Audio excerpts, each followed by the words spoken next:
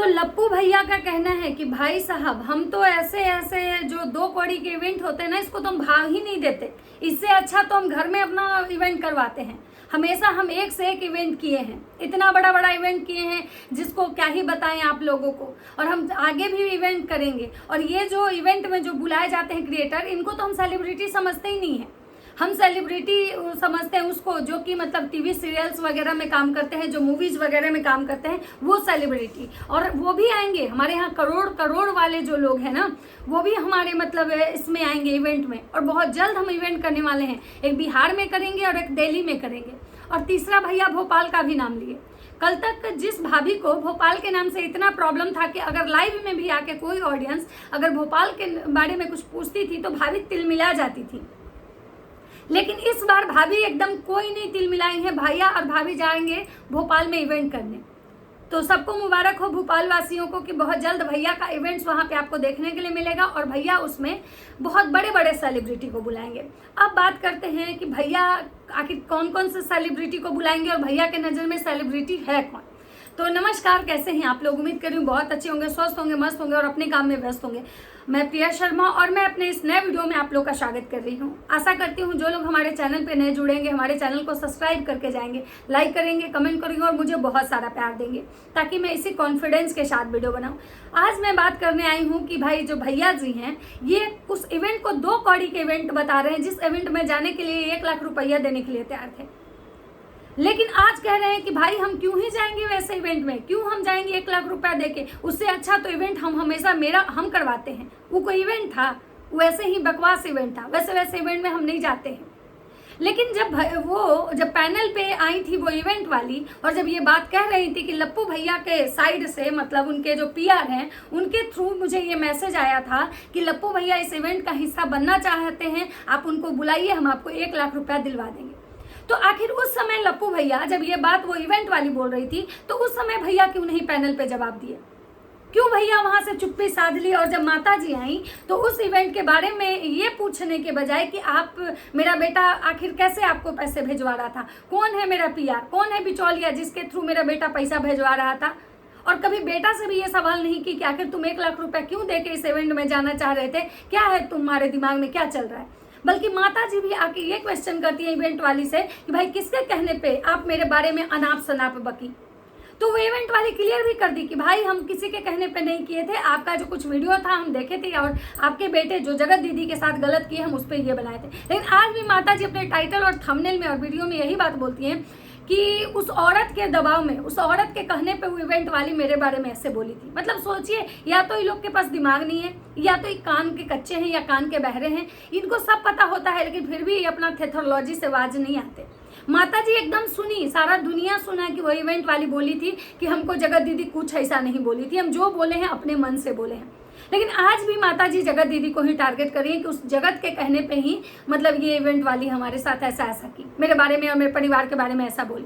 अब बात करते हैं जगत भैया का, कि जगत भैया जो हैं अगर इस इवेंट 2 कौड़ी के इवेंट में नहीं जाना चाह रहे थे, तो आखिर ये जो पैसे देने वाला या फिर नेहा को, क्या ये नेहा को बदनाम करने के लिए पैसा देने वाला मतलब ये किए थे, ये साजिश कर रहे थे कि भाई जगत दीदी को बदनाम करने के लिए हम जाएंगे, अगर हम वहाँ पहुँच गए तो जगत को बदनाम करेंगे, और अगर नहीं भी गए तो भी जगत बदनाम होगी। तब भी भाई सबके मन में तो सवाल आ रहा है कि क्या आज भी जगत दीदी जगत भैया एक दूसरे से बात करते हैं? तो आखिर ये जो भैया हैं इनके दिमाग में चल क्या रहा है? कल तक जिस इवेंट में जाने के लिए वो एडी चोटी का जोर लगा रहे थे, आज उसी इवेंट को गाली दे रहे हैं, उसी इवेंट को 2 कौड़ी का इवेंट कह रहे हैं, और कह रहे हैं कि ऐसे इवेंट तो हम कितने बार घर में करवाएं।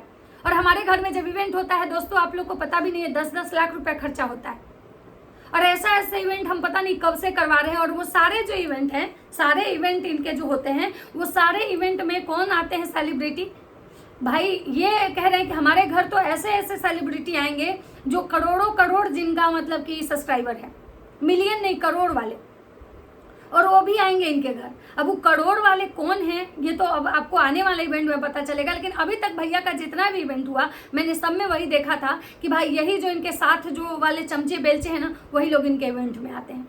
जगत दीदी आती थी, फिर मतलब जो नीतू मेहना, यही सब इनके इवेंट में दिखाई देते थे। और इस बार जो इनका रंगारंग कार्यक्रम हुआ था शादी का, तो उसमें भी वही मतलब लोग थे।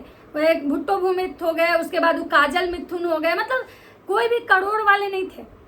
और भैया कह रहे हैं कि 10-10 लाख रुपया खर्चा होता है मेरे इवेंट में, आप लोग को क्या ही बताए दोस्तों। अब भैया जब भी इवेंट करते हैं तो अपने घर में ही इवेंट करते हैं, इनका सब जब इवेंट होता है इनके घर में होता है, और इनके जो घर के सारे रूम है उसी में आके लोग रहते हैं। और भैया जब खाना खिलाते थे तो खाना भी भैया भरपूर नहीं देते थे। और इसका ये वाली बात जब पिछले कंट्रोवर्सी हुई थी तो निकल के आया था कि भाई जो इनके घर में क्रिएटर जाते हैं उनको ढंग से खाना नहीं मिलता है, उनके बच्चों को दूध नहीं मिलता है, क्रिएटर को रात के बाहर जाके खाना पड़ता है रेस्टोरेंट होटल में, और इनके घर से रेस्टोरेंट होटल भी दूर है। तो उसके बाद बताइए कि भैया आज तक जितना भी इवेंट किए थे सब 1 से 2 से 3 दिन का, उसमें भैया 10 लाख रुपया खर्चा कर देते थे। मतलब 5 से 10 सब्सक्राइबर, मतलब कि ये यूट्यूबर रहते होंगे, उसमें भैया का 10 लाख खर्चा होता था। और सारे मतलब जो क्रिएटर जाते थे इनके घर उनको ढंग से खाना नसीब नहीं होता था।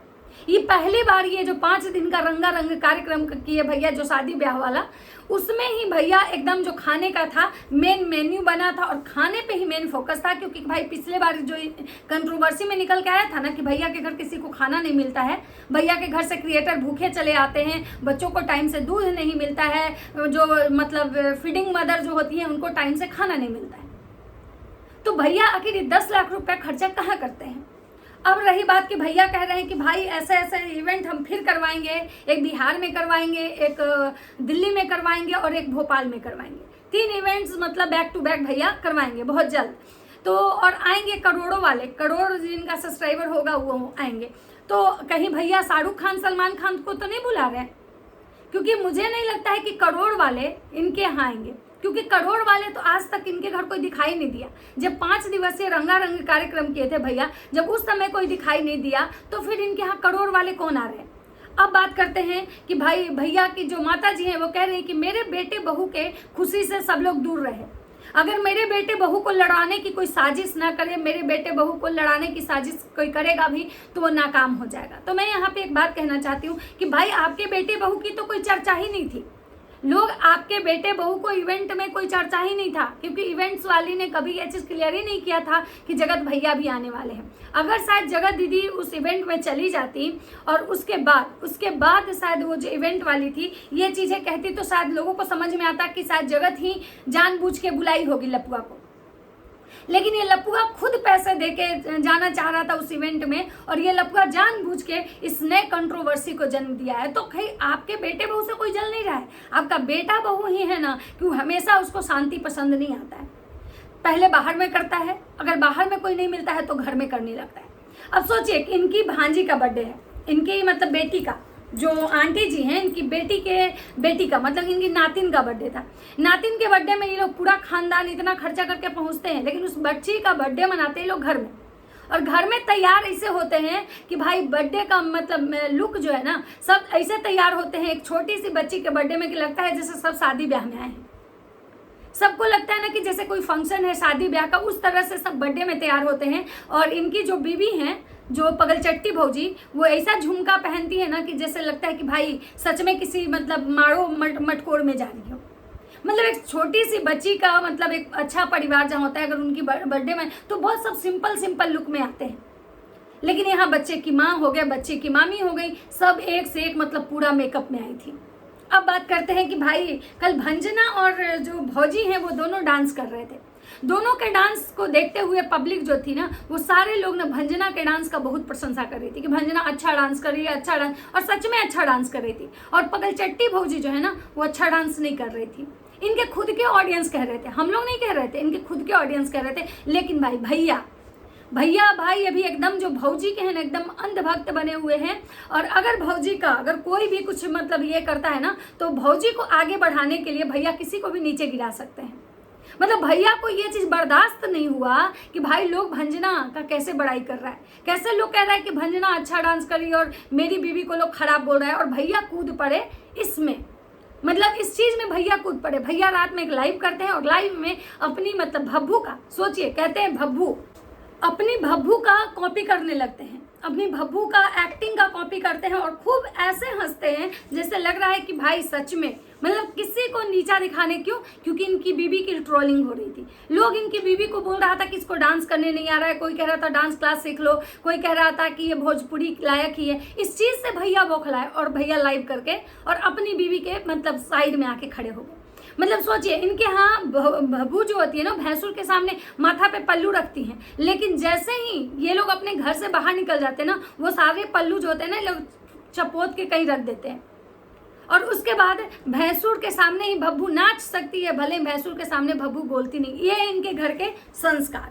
अब माता जी का आता है कि भाई माता जी जो हैं, आखिर वो कह रही हैं कि भाई लोग जो है ना हमारे परिवार से जलता है, और इनका सब लोग का आता है, इनका मतलब सब, इनकी बहू का एक जगह हम ये देखे वीडियो कि देखिए हमारी जोड़ी कैसी लग रही है, और किसी डायन की नज़र नहीं लगे हमारी जोड़ी को।